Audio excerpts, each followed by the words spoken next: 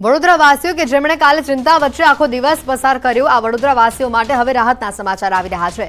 વિશ્વામિત્રી નદીની સપાટીમાં હવે ઘટાડો જોવા મળી રહ્યો છે। વિશ્વામિત્રી નદીની સપાટી ઘટીને 32.50 ફૂટ પર પહોંચી છે। ગઈકાલે આ નદીની સપાટી 35.25 ફૂટની હતી। આજવા સરોવરની સપાટી 213.75 ફૂટ પર સ્થિર છે। અનેક વિસ્તારોમાંથી રાત્રે પાણી ઓસર્યા છે। અકોટા, જેતલપુર, દિવાળીપુરા, વાસણા વિસ્તારમાંથી પાણી ઓસર્યા છે। Vadodara railway station, Sayajiganj police station અને વડોદરા સિટી બસ સ્ટેશન પાસે ગઈકાલ સુધી કમર સુધીના પાણી હતા અને જ્યાં આજે સ્થિતિ થોડી સુધરતી જોવા મળી રહી છે। વડોદરાથી આ સમાચાર આવી રહ્યા છે। ગઈકાલે વડોદરાવાસીઓ ચિંતાજનક પરિસ્થિતિમાં આખો દિવસ પસાર કર્યો, એ વડોદરાવાસીઓ માટે આજે ચોક્કસથી રાહતની સવાર થઈ છે।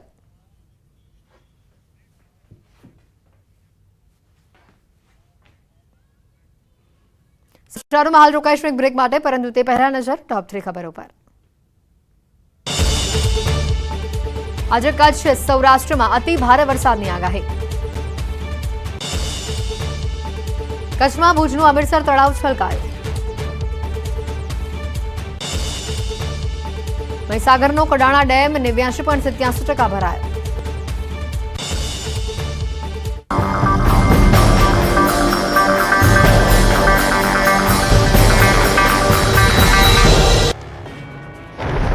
જાણે કોઈ દરિયાના મોજા ઉછળતા હોય તેમ ધસમસતું આવતું આજી નદીનું તોફાની પાણી, ભૂગવાતા પાણીની વચ્ચે ખેતરોમાં ખાના ખરાબી, આંબાવાડી, રમણ ભમણ અને આંબા પર નજર સામે સાક્ષાત પ્રલયનો નજારો નિહાળતા લાચાર ખેડૂતો, ખેતરોમાં જળ વિસ્ફોટ અને વિનાશ અને વિનાશના દ્રશ્યો છે જૂનાગઢના ખેડ પંથકના।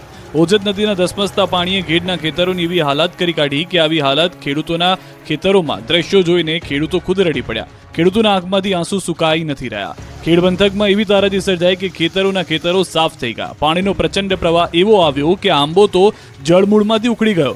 અહીંના ખેડૂતો પર જાણે કુદરત ક્રોધ હોય તે રીતે કહેર મચાવતી જોવા મળી। ખેતરોમાં ખાના ખરાબીના જે દ્રશ્યો જોવા મળ્યા તે નિહાળી તમારી આંખમાંથી આંસુ આવી જશે। 18 ઇંચથી વધુ વરસાદ ખાબકતા ઓજત નદીએ ખૂંખાર રૂપ ધારણ કર્યું। તેનું પાણી ઘેડ પંથકમાં ઘૂસી ગયું। ઘેડ પંથકના ખેતરને કંઈક આ રીતે ફરી વળતા ખેતરોમાં તારાજી અને નુકસાની સિવાય કંઈ જ બચ્યું નથી। ખેડૂતોએ જે પાળા બનાવ્યા હતા તે તેની નજર સામે ધ્વસ્ત થઈ પાણીમાં તણાઈ ગયા। બામણાસા ઘેડમાં ઓજત નદીનો પાળો તૂટતા ખેડૂતોના ખેતર પાણી થઈ ગયા। ભયંકર પૂર હોવાથી ખેડૂતો આંબા પર ચડી ગયા। આવા જ દ્રશ્યો જુલાઈ માસમાં જોવા મળ્યા હતા। આથી ખેડૂતોએ પોતાના ખર્ચે ફરી પાળો બાંધ્યો, પણ ફરી આવેલા ઓજતના પાણીએ ખેડૂતોની લાખોની મહેનત પર પાણી ફરી વળ્યું। એક માસ બાદ ફરી ઓજત નદી આફત બનીને ત્રાટકી। આ બાજુ જૂનાગઢના માણાવદરના સરડિયા ગામમાં જળબંબાકારની સ્થિતિનું નિર્માણ થયું છે, પણ અહીં ઓજત નદીના પાણીએ તારાજી સર્જી। પોરબંદર તરફનો હાઈવે બંધ થયો। હવે ગામમાં બોટ એકમાત્ર સહારો બચી। ગામમાં રેસ્ક્યુની જરૂર પડે તો બોટ તૈનાત કરવામાં આવી તો માણાવદરના કોડવાવ, સમેગા ગામ પણ પાણી થયું। પૂરના પાણીથી કોડવાવ, સમેગા બેટમાં ફેરવાઈ ગયા। પોરબંદરના ખેડ પંથકમાં પણ પાણીએ પથારી ફેરવી। કાંસબડ, ભોગસર, છત્રાવા ખેતરો પાણીમાં ગરકાવ થયા। ભાદર, મોજ, ભૂખી સહિતના ડેમના પાણી ખેડ પંથકના અનેક વિસ્તારો અને ગામોમાં ફરી વળતા ખેતરોની પથારી ફરી ગઈ। હજારો વીઘા જમીન પાણીમાં ગરકાવ થઈ ગઈ। આ બાજુ ગરેજ ગામે ગ્રામજનો હોડી ચલાવતા જોવા મળ્યા। નેરાણા, મોડદર, ગરેજ, ભોગસર, કાસબડ બેટમાં ફેરવાતા લોકો મુશ્કેલીમાં મુકાયા તો પોરબંદરના કુતિયાણાના ગરેજ ગામે હોડીઓનો સહારો બચ્યો હતો। પાણી એવી પથારી ફેરવી ચૂક્યું કે આખું ગામ પાણી થઈ ગયું। પૂરની સ્થિતિમાં લોકો હોડી ચલાવતા જોવા મળ્યા। કુતિયાણાના થેપડ ગામે ટ્રેક્ટર વડે 10 લોકોને બચાવવા પડ્યા। દ્વારકા પંથકમાં પણ ફરી એકવાર આબ ફાટ્યા જેવી સ્થિતિનું નિર્માણ થયું છે। દ્વારકા, જામખંભાળિયા, સલાયા, કલ્યાણપુર સહિતના વિસ્તારમાં જળ વિસ્ફોટથી હાહાકાર મચી ગયો છે। ભારે વરસાદના પગલે જામખંભાળિયા બેટમાં ફેરવાયું છે। જ્યાં નજર કરું ત્યાં પાણી નજરે પડી રહ્યું છે। શહેરના મુખ્ય રસ્તાઓ પર ગોઠણસભામાં પાણી ભરાયા છે। ખંભાળિયાના નગર ગેટ, જોધપુર ગેટ સહિતના મુખ્ય રસ્તાઓ પાણીમાં ગરકાવ થયા। છેલ્લા 2 દિવસથી સતત વરસી રહેલા વરસાદને કારણે જનજીવન પ્રભાવિત થયું। ખંભાળિયાના નારાયણનગરમાં કાર પાણીમાં ગરકાવ થઈ ગઈ। રસ્તા પર અડધી કારે ડૂબેલી એટલા પાણી ભરાઈ જાય તેવા દ્રશ્યો જોવા મળ્યા। તો ખંભાળિયામાં ભારે વરસાદથી તેલી નદી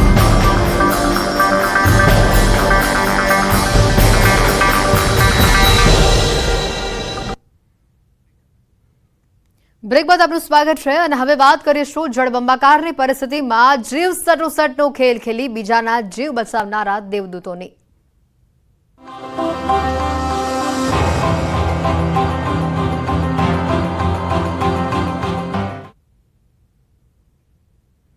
જામનગરથી વિગતો છે। કારમાં ફસાયેલા 2 લોકોનું રેસ્ક્યુ કરવામાં આવ્યું। દ્વારકા ધોરીમાર્ગ પર પૂરમાં તણાઈ હતી એક કાર। 3 કલાક સુધી પૂરમાં ફસાયેલા રહ્યા હતા બંને યુવાનો। સ્થાનિક યુવાનો અને પોલીસે દિલધડક રેસ્ક્યુ કર્યું। કુદરતના પ્રકોપની સામે ઝઝુમનારા આ 2 યુવાન। ભયાનક પૂરમાં તણાયેલા યુવાનો પોતાની 3 કલાકની કહાની વર્ણવી. કાર લઈ જામનગરથી તેઓ નીકળ્યા હતા. આ બંને યુવાન અને બેડ ગામ પાસે ધસમસતા પાણી વહેતા હતા. પાછળથી ટ્રક આવતા કાર ખાડામાં પડી. દરિયા જેવા મોજા આવતા કાર આખે તણાઈ ગઈ. પાણીનો પ્રવાહ વધતા તેઓ ડરી ગયા હતા. 3 કલાક સુધી ભયંકર પૂરમાં તેઓ ફસાયેલા રહ્યા અને છેલ્લી 4 મિનિટ ખૂબ જ ખતરનાક રહી હોવાની પણ તેઓએ વાત કહી. સ્થાનિક તરવૈયા અને પોલીસ તેઓ માટે દેવદૂત સમાન સાબિત થઈ અને તેઓને બચાવી લીધા. જામનગરથી જે આ ઘટનાના દ્રશ્યો આવ્યા છે કે જે બે યુવાનો આ ધસમસતા પાણીમાં તણાયા હતા, મોત સામે જેઓ ઝઝૂમી રહ્યા હતા, તે લોકોને સ્થાનિક તરવૈયાઓ અને પોલીસે દેવદૂત બનીને તેઓને બચાવી લીધા. નદી જેવો દરિયા જેવો પ્રવાહ રસ્તા ઉપર પાણીનો જોવા મળ્યો. રસ્તા ઉપર જાણે દરિયાની માફક મોજા ઉછળતા હોય તે પ્રકારની પરિસ્થિતિ તેઓએ પોતાની વર્ણવી છે. 3 કલાક સુધી આ જ પ્રકારે તેઓ પાણીમાં ઝઝૂમી રહ્યા હતા તેવી પણ તેઓએ વાત કહી અને આ પરિસ્થિતિમાંથી તેઓને સ્થાનિક તરવૈયાઓ અને પોલીસે બહાર નીકાળ્યા, તેઓનું રેસ્ક્યુ કર્યું. જામનગરમાં સગર્ભા મહિલાનું દિલધડક રેસ્ક્યુ કરવામાં આવ્યું. કુબેરનગર વિસ્તારમાં એક ગર્ભવતી મહિલા ફસાઈ હતી. આર્મી, ફાયર ટીમ અને 108ની ટીમે તેઓનું રેસ્ક્યુ કર્યું. રેસ્ક્યુ કરીને મહિલાને હોસ્પિટલ ખસેડવામાં આવી. રંગમતી નદીના પાણી કુબેરનગરમાં ફરી વળતા આ મહિલા ફસાઈ હતી. જામનગરથી આજે દ્રશ્યો સામે આવ્યા છે. ગર્ભવતી મહિલાને કેવી રીતે બચાવવામાં આવી, તેઓને અલગ જગ્યા પર જે સ્થળાંતર તેઓનું કરવામાં આવ્યું તેના આ દ્રશ્યો સામે આવ્યા હતા. કુબેરનગર વિસ્તારમાં એક ગર્ભવતી મહિલા ફસાઈ હતી, જેઓનું આર્મી અને ફાયરની ટીમ દ્વારા રેસ્ક્યુ કરવામાં આવ્યું.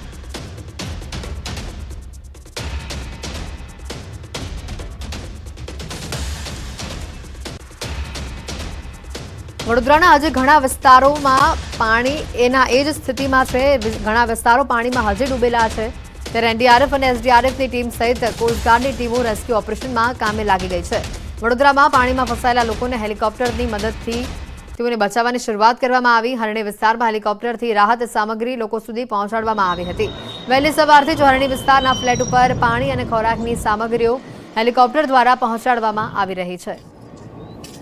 આ તસવીરો સામે આવે છે વડોદરા શહેરથી કે ઘણા વિસ્તારો જે હજી પાણીમાં ડૂબેલા છે, જે લોકો હજી પોતાના ઘરની બહાર નથી નીકળી શકતા, તેવા લોકોની બહાર તંત્ર આવ્યું છે. હેલિકોપ્ટરની મદદથી જીવન જરૂરી વસ્તુઓ, પાણી લોકોને પહોંચાડવામાં આવી રહ્યું છે.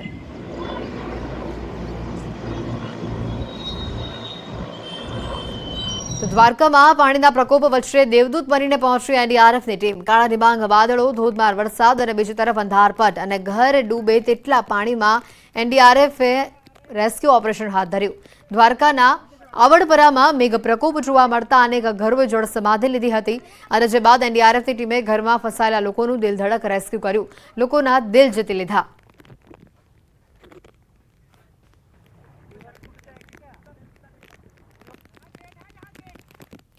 ભરૂચ, વડોદરા અને નર્મદા વાસીઓ માટે રાહતના સમાચાર છે. ઉપરવાસમાંથી પાણીની આવક જોવા મળી રહી છે. આ પાણીની આવક સ્થિર થતા સરદાર સરોવર નર્મદા ડેમની જળસપાટી પણ હવે સ્થિર થઈ રહી છે. નર્મદા ડેમની જળસપાટી 134.21 મીટર પર પહોંચી છે. ડેમની મહત્તમ સપાટી 138.68 મીટરે પહોંચી છે. તો ઉપરવાસમાંથી 2,40,339 ક્યુસેક પાણીની આવક હજી ચાલુ છે. નર્મદા ડેમના 10 દરવાજા 2 મીટર સુધી ખુલ્લા કરવામાં આવ્યા, જ્યારે નદીમાં કુલ 1,91,194 ક્યુસેક પાણીની જાવક પણ સામે આવી છે.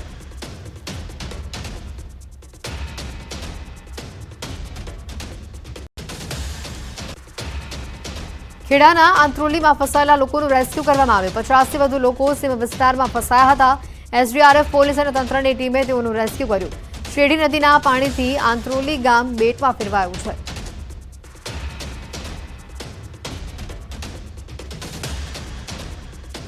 તો સાથે દ્વારકાથી સમાચાર. દેવભૂમિ દ્વારકા જિલ્લાના કલ્યાણપુર તાલુકાના મેઘાપર ટીટોડી ગામે વાડી વિસ્તારમાં ફસાયેલા 8 વ્યક્તિઓને કોસ્ટગાર્ડના હેલિકોપ્ટરની મદદથી સફળતાપૂર્વક તેઓનું રેસ્ક્યુ કરવામાં આવ્યું. દ્રશ્યો સામે આવ્યા છે દ્વારકાથી. હેલિકોપ્ટર જે અસરગ્રસ્ત વિસ્તારો છે ત્યાં પહોંચ્યું છે અને લોકોને હેમખેમ પાણી ભરાયેલા વિસ્તારોમાંથી બહાર કાઢવામાં આવી રહ્યા છે.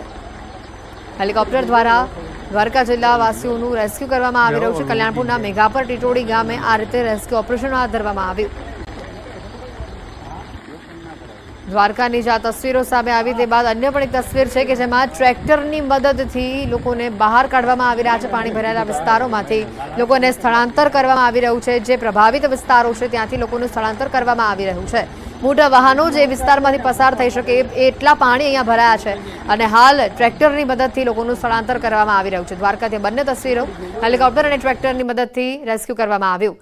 વડોદરાથી વધુ સમાચાર આવી રહ્યા છે. ડભોઈ કરનાળીના નાવિકો પૂરગ્રસ્ત વડોદરાની મદદે આવ્યા છે.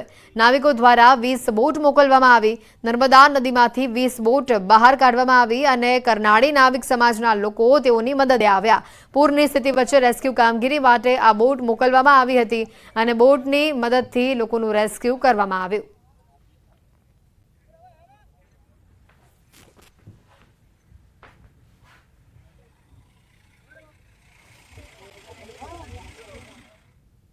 હાલ સમાચારોમાં રોકાઈશું એક બ્રેક માટે.